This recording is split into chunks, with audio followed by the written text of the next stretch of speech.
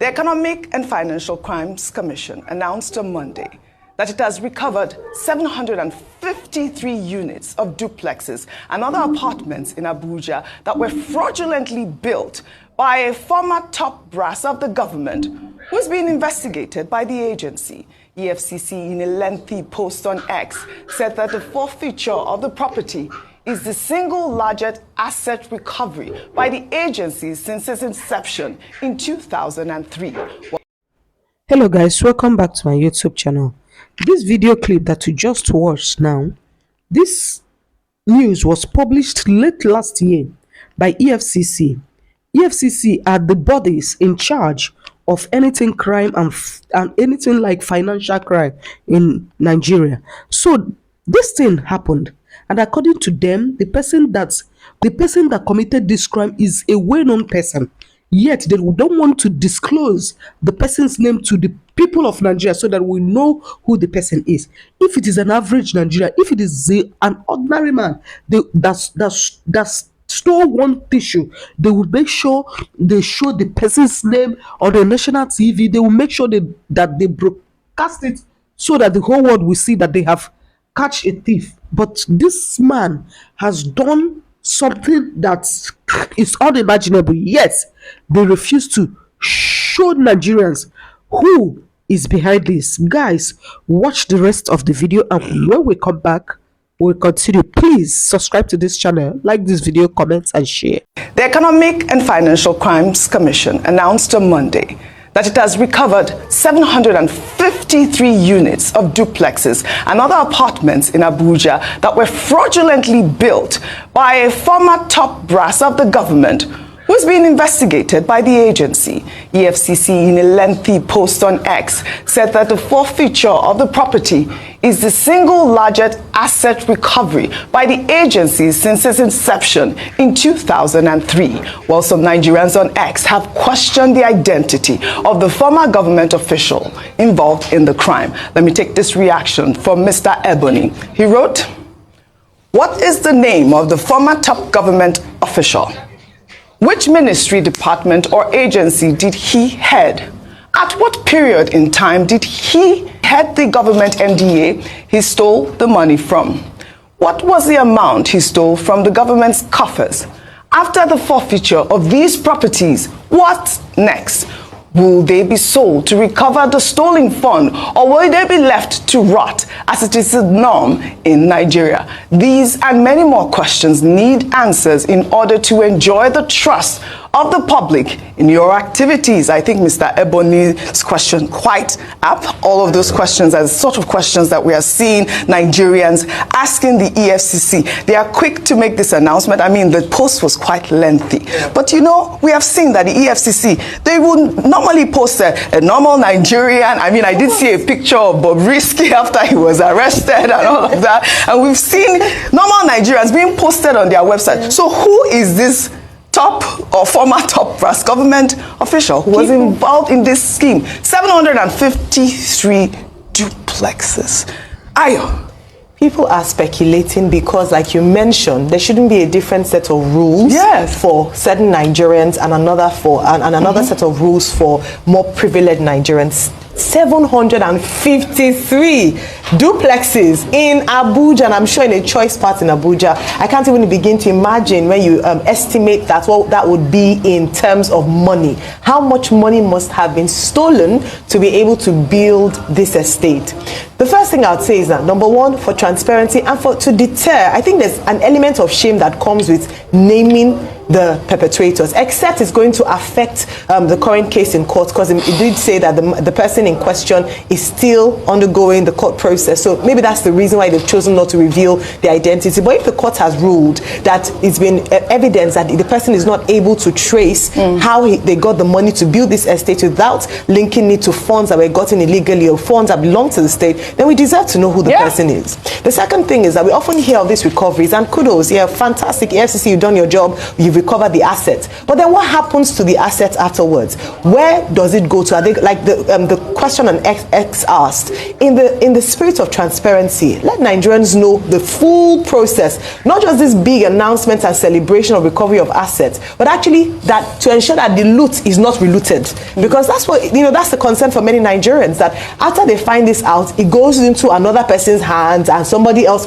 or is sold at a giveaway price to somebody who is a friend of the house. So the process of also disposing of the asset to recover monies to put back into their coffers is also very important, so that it's an open bid and it's transparent as well. Right. But it is very sad to see the greed of one man, especially at a time when people are suffering, where you amass, and I'm sure that's not the only thing that this person has done. Yes, there's a lot more. To see that when people are suffering, what you're doing with your office of trust is to enrich yourself in a way that you can never finish spending the money. Some people have forgotten where their properties are. They don't even remember what they have because they've stolen, to the extent that they can't even begin to count how much they have. It's very sad. And beyond this, I have to say lastly, we should have processes to prevent these things from happening. It's not just the recovery of assets, but to ensure that they don't have access. The process by which this person was able to have access to that kind of money, build this, how did they get that sort of money? That's what we should begin to challenge as well. Dr. Abati, what is the process really about unveiling or revealing the identity of such, persons? We have seen people on Twitter, even the former presidential candidate,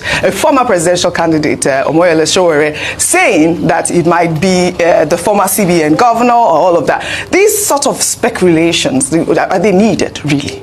Which is the reason why, there should be full disclosure. What is important here is the people's right to know. What the EFCC is fighting is corruption, dealing with integrity, questions that have been raised by people's performance when they are in positions. The EFCC has quoted Section 24 of its Enabling Act, which gives it rights to trace assets and to go to the courts to ask for the forfeiture of assets. In the ruling, in the judgment in this particular case, the judge was talking about the respondent. Now, in the court documents, in the papers, the respondent will be named, the person who is forfeiting the assets. I think that the non-disclosure is something that bothers the public, and no justification has been provided for that non-disclosure. The person should be named to prevent the kind of speculation that we have been seeing. That's number one. Number two is that this speaks to the collapse of values, standards in the civil service and public service system in this country. Once upon a time, in this same Nigerian civil service, if you took a car, in fact, you wouldn't even dare, to the office that was more expensive than your monthly salary or the income that is commensurate to your level, then you receive a query. Now, once upon a time in this country, public servants or civil servants traveling could not travel with their wives at public expense. But these days now, some people occupying certain positions, they will travel with their children, they will travel with wives. Full disclosure. They will even send, but do not be wood attachments. What is that? As advanced team, and keep them in hotels. What is body no be? Lamushwan, aka Lamushwan. You have not heard of body no be attachment, aka side palanco, aka side palanun. Lamushwan. The wives are not. Are they not? Oh Lord, how they will be in different Am I locations. supposed to be laughing? In any case, what I'm saying is that values have collapsed. Right. The third point is about the human being. Greed, because of the failure of our institutions, failure of standards, the greed of persons who have access to the public till has become very expansive.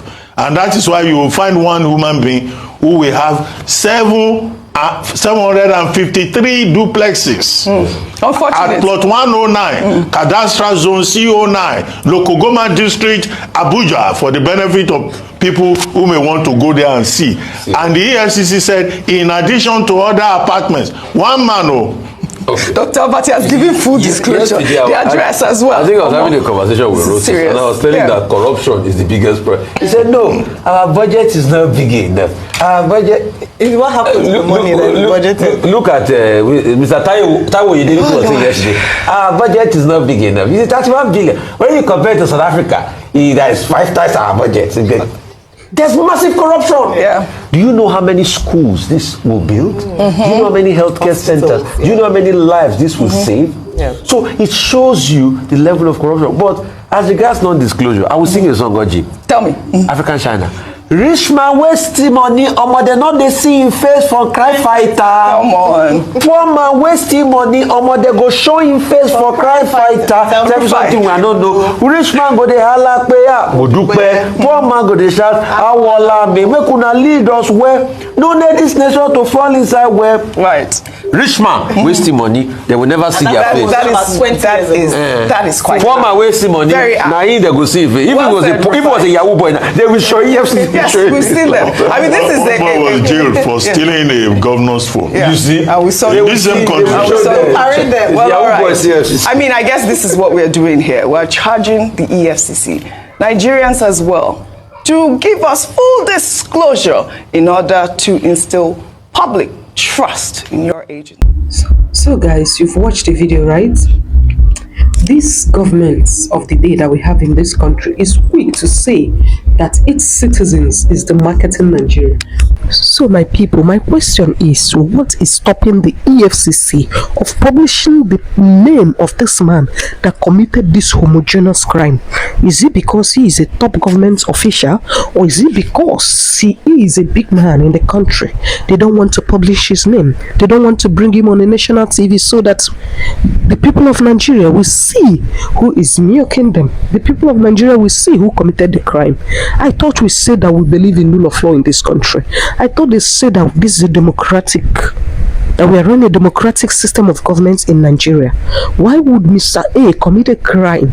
They would just come and say it without giving us the final full story of the matter. But if it is Mr. B, they will bring him or her on a national TV. They will broadcast his name on every newspaper.